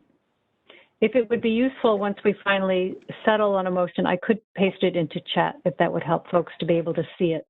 Thank you. If that's acceptable, putting it in chat might be helpful. I am a little bit concerned about it, only because, once again, it needs the remote learning piece in it, I'm fairly certain, for the simple reason that all changes to in-person learning is perhaps a little too broad, because we're going to have in-person learning. I mean, right now, it looks very doubtful that we'll have any in-person learning.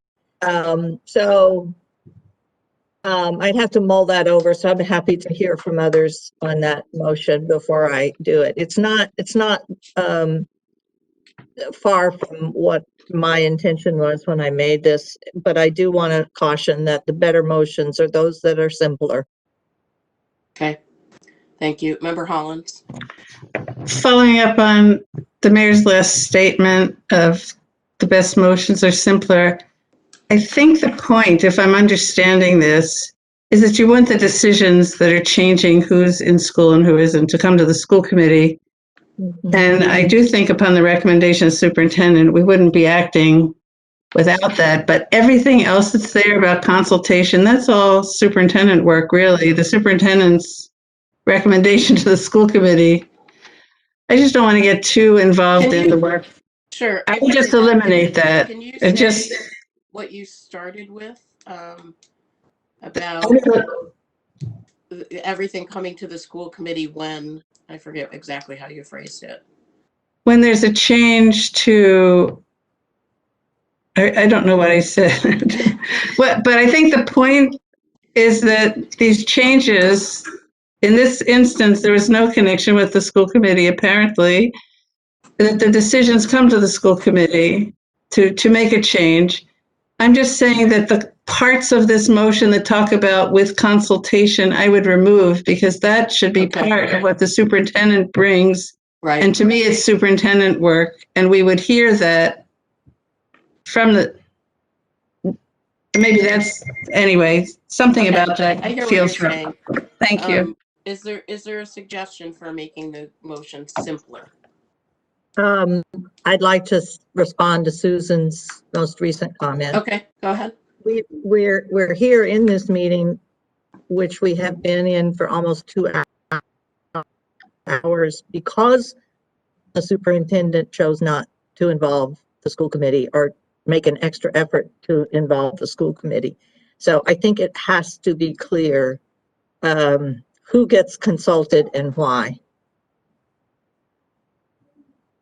Well, and I think we have that with something simpler as something as simple as a motion to bring all the motion that the superintendent bring all decision making related to pandemic instruction to the school committee.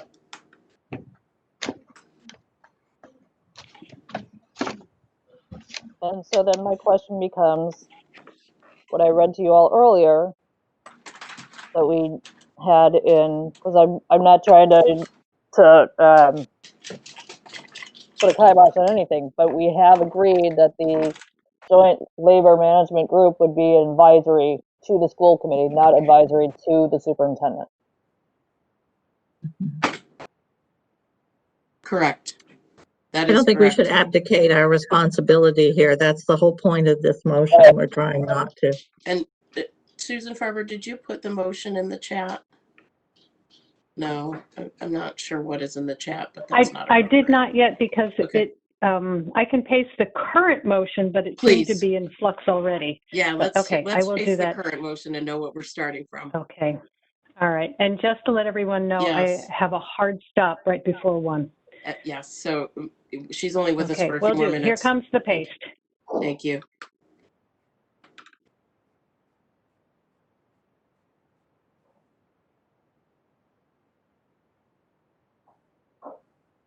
As soon as it's in there, I will read it to everyone.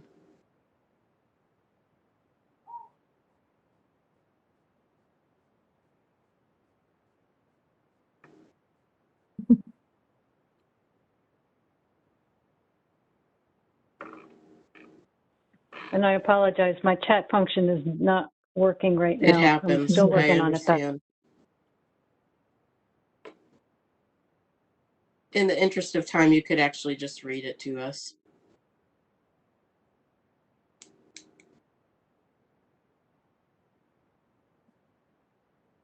Oh, here it is. Okay. Mayor Rita Gardner moved that all changes to in-person learning during the COVID-19 pandemic will be determined by the school committee in consultation with Board of Health and Joint Labor Management Committee and upon recommendation of the superintendent. And Jean Wall seconded. I think, I don't know, now I kind of think it's okay. It gets to the heart of, I think, what this whole discussion has been about. Well, let's see if there's more discussion before we move to a vote. Sure. No, I understand. Any I know further I'm the discussion? person who raised the concern originally about the language, but I think often these motions are not without context. I'm sure the superintendent will listen to this recording. People will understand kind of the intent of the committee, even if the exact wording is, you know, could be interpreted a different way. Yeah, thank you. Any other comments? I actually think we're ready to move to a vote. Member Johnson Musad, are you able to do at this point a roll call vote, or do you want Member Ekstrom to keep going? I am thrilled to resume that duty. Okay. I am thrilled to have you resume it. Member Karen, Yes. Vice Chair Ekstrom,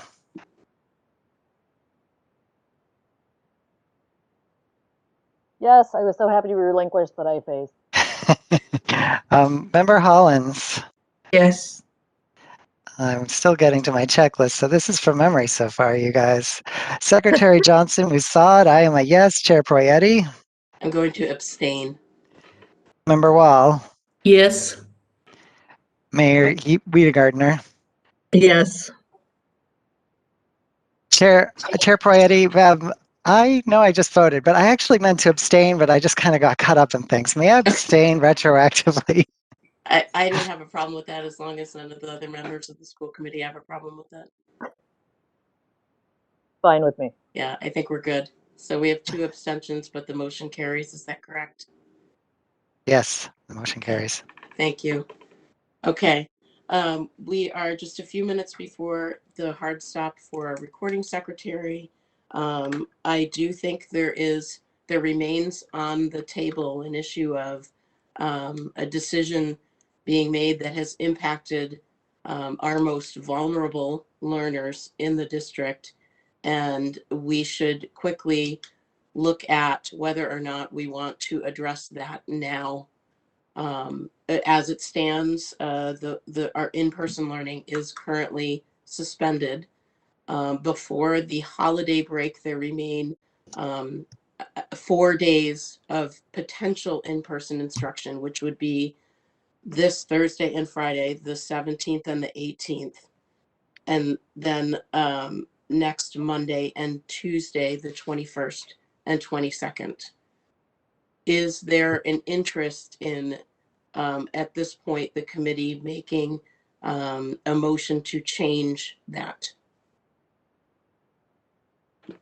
I'll make a motion so that we can discuss it. Please. Motion to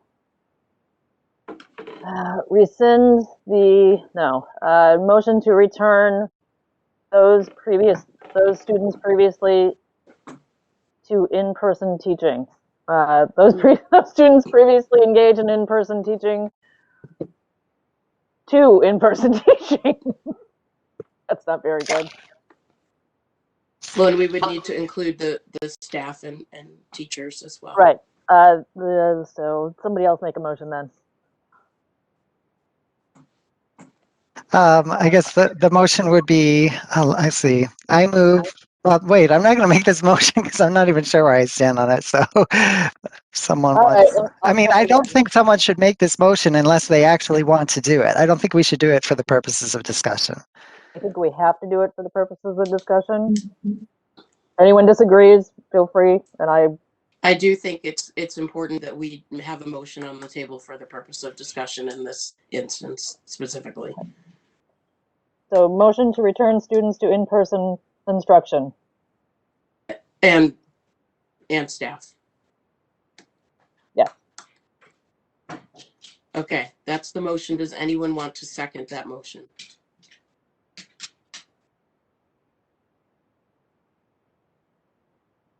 I'm not hearing anyone.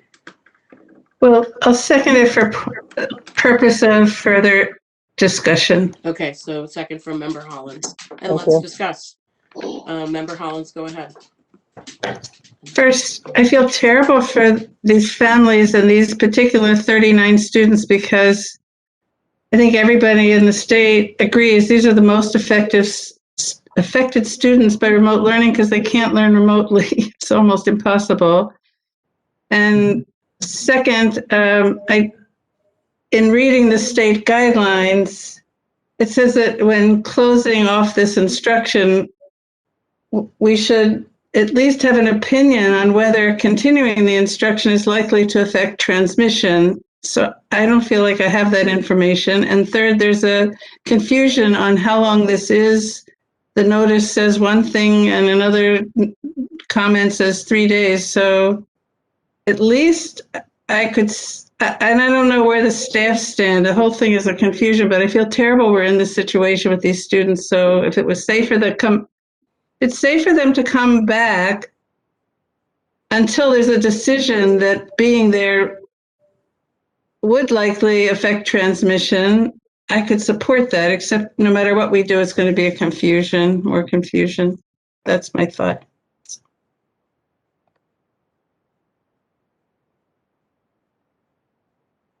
Member Ekstrom is raising her hand. Member Ekstrom, go ahead.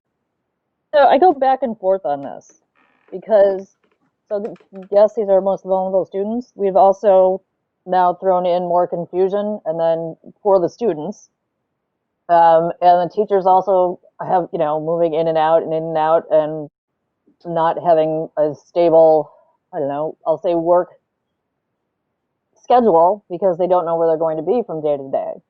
Is sort of in my head, and the kids not knowing if they're going back or forth or whatever the case may be is not stable probably now through Christmas. It could be that on Thursday we look at whatever numbers and decide that yes, it would make sense that we close now or not. I have no idea, and I don't think that anyone else knows that.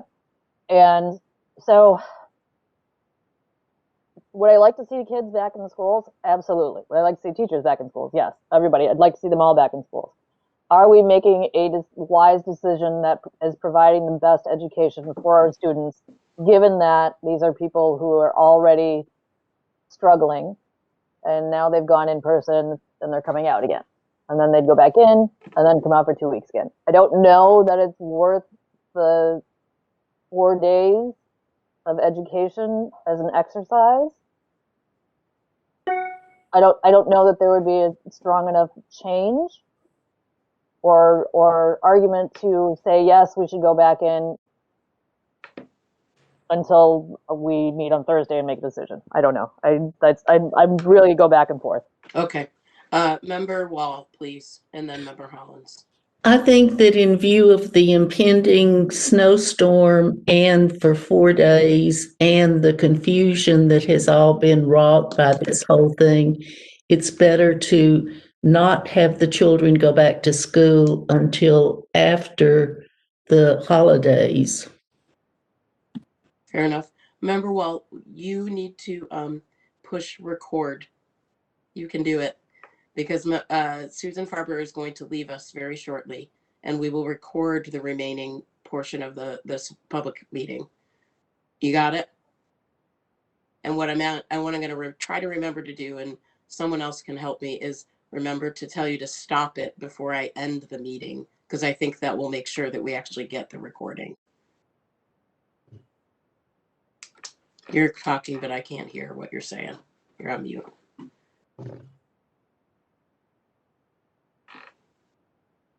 You're still on mute. I don't know what you're saying.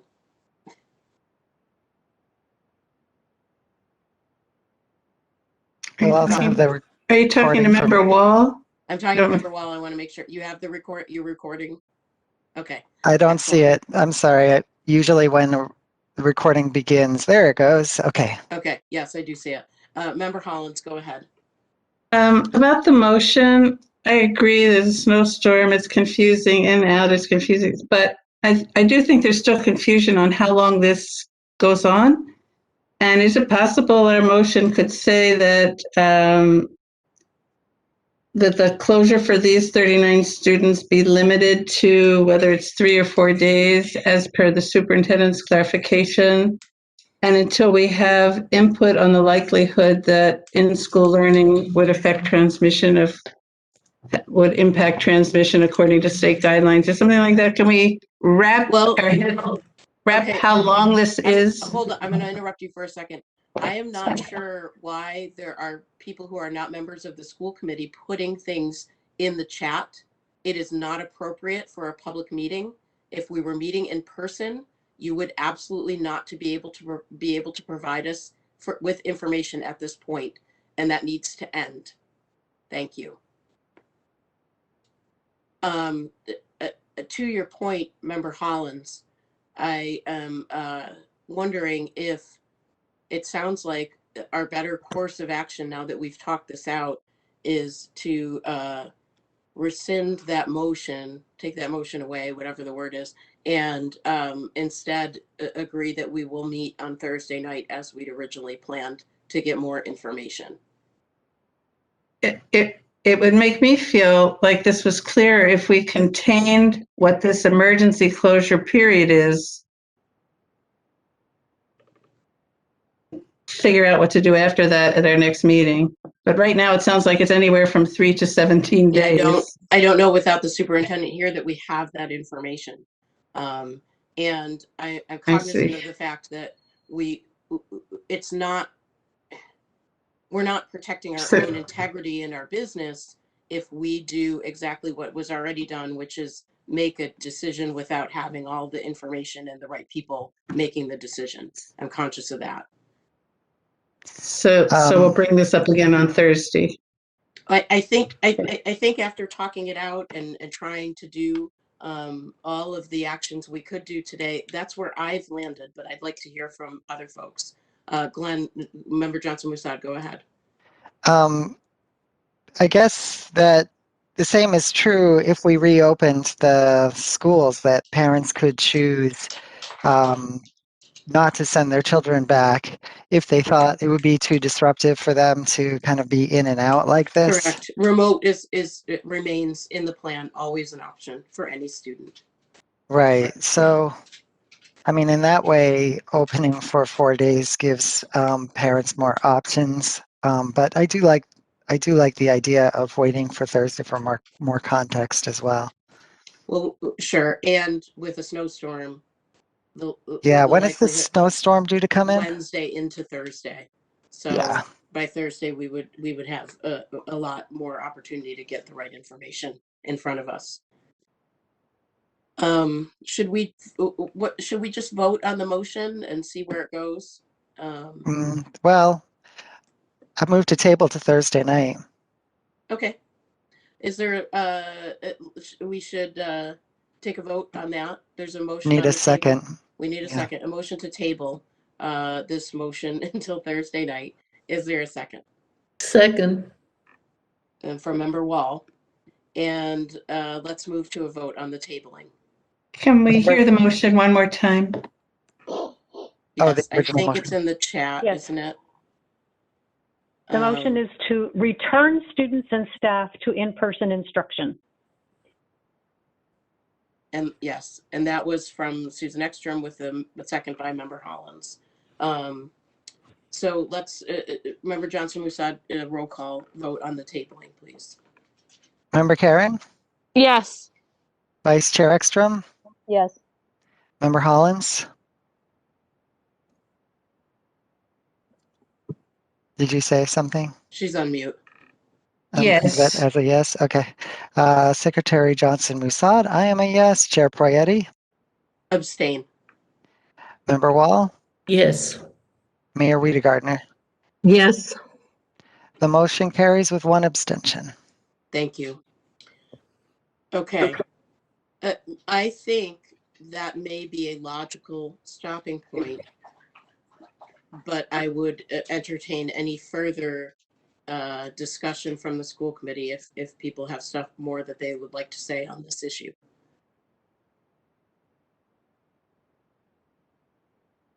Okay. Hearing none, I would entertain a motion to adjourn. Oh, wait, actually, Oh, Member Karen, please go ahead. no, it's Ekstrom. Oh, Member Ekstrom. We tabled it, so never mind. We tabled it, yes. So you'd have to make a new motion, but you're welcome to discuss briefly. It has been Okay, 2 hours. so thank you. The changes, when we make a change, we did make an agreement with the union to provide X number of days notice prior to return to in-person. And I can't remember the number of days, but if we Okay. on Thursday were to make a decision to return to in-person, I think it's at least 2 days. Okay. Um, Well, we can get that information for Friday, Thursday. Monday, Tuesday. Yep. Okay, just wanted to. Thank you. Yep.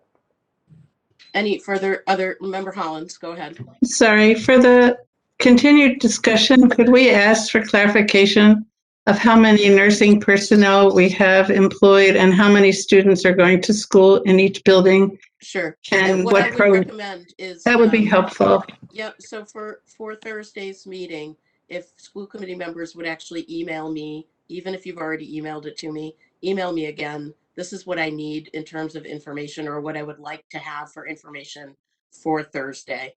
And I will make that request of the superintendent. Okay, so it looks like we're done with the discussion, and I would take a motion to adjourn. So moved. That was everyone. So that's a unanimous motion. And put someone down as a second. And let's do a roll call vote, please. Member Karen, Yes. Vice Chair Ekstrom, Yes. Member Hollins, Yes. Secretary Johnson Musad, I'm a yes. Chair Poyetti, Yes. Member Wall, Yes. Mayor Wiedegardner. Yes. The motion carries. Okay, we are adjourned at 1:02 p.m. I want to thank you all and remind the school committee that we do have an executive session scheduled. I will give you all a 10-minute break.